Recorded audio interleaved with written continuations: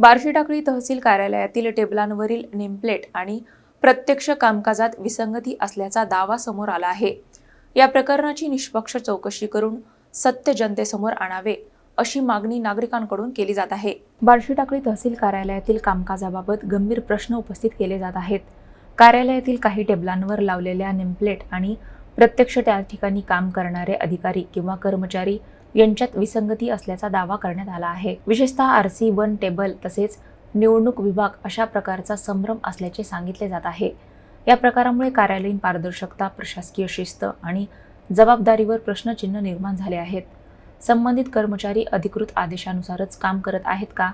त्यासाठी सक्षम अधिकाऱ्यांची मंजुरी आहे का? अशी विचारणा नागरिकांकडून केली जात आहे। या संपूर्ण प्रकरणाची सखोल, निष्पक्ष आणि पारदर्शक चौकशी करून वस्तुस्थिती जनतेसमोर आणावी, तसेच नियमांचे उल्लंघन झाल्याचे आढळल्यास संबंधितांवर विभागीय आणि कायदेशीर कारवाई करावी अशी मागणी नागरिकांकडून होत आहे।